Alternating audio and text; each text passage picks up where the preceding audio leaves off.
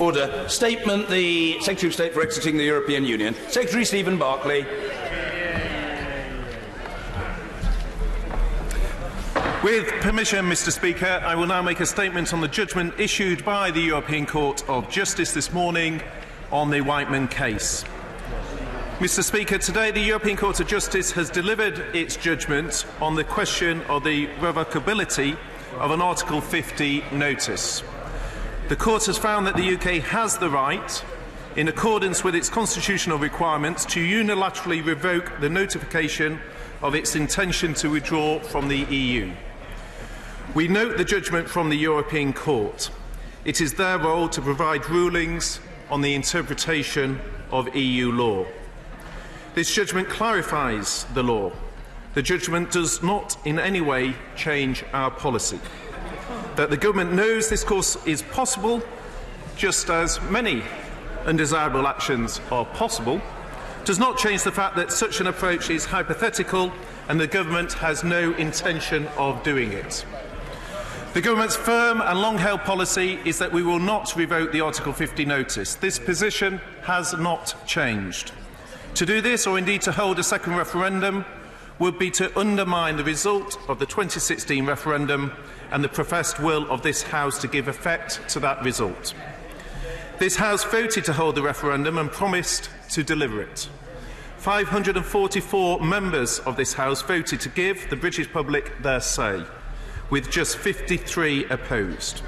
Almost three-quarters of the electorate then took part in the 2016 referendum, resulting in 17.4 million votes to leave the European Union. This is the highest number of votes cast for anything in the UK electoral history, making this referendum the biggest democratic exercise in our history. This House then voted again to empower the Prime Minister to notify under Article 50 and voted yet again to repeal the European Communities Act. The government remains focused on its task and its mandate and delivering a deal which honours the 2016 referendum result. We will be leaving the EU on the 29th of March next year. I commend this statement to the House. Jenny Chapman. Thank you, Mr. Speaker. I thank the Secretary of State for advance sight of his statement. Mr. Speaker, yesterday Andrew Marr asked the Secretary of State whether the meaningful vote was going to be delayed. The Secretary of State said, "The vote is on Tuesday. That is what we are focused on." Now, I must say to the Secretary of State that I know he is the new boy on the block and he's very keen to impress his new boss. But like his two predecessors, I fear he's being left out of the loop. Seeing as we've all got a bit more time this evening and tomorrow, can I ask when it was that the Secretary of State learned that the meaningful vote would not take place tomorrow? It's being reported that the requirement for the government to make a statement to this House by the 21st of January on no deal would no longer apply following the Prime Minister's decision to defer the vote. Can the Secretary of State clarify whether this is or is not the case? If he hasn't already, will he seek legal advice on this matter and make an urgent statement to this House tomorrow? The government's incompetence is not an excuse to threaten this country with no deal. Turning to the substance of the Secretary of State's statement, this is an important and clear judgment from the European Court of Justice, and it makes 3 points. First, that Article 50 can be unilaterally and unconditionally revoked. Second, that doing so would mean the terms of the European Union membership are unchanged. Third, that revocation could bring the withdrawal procedure to an end.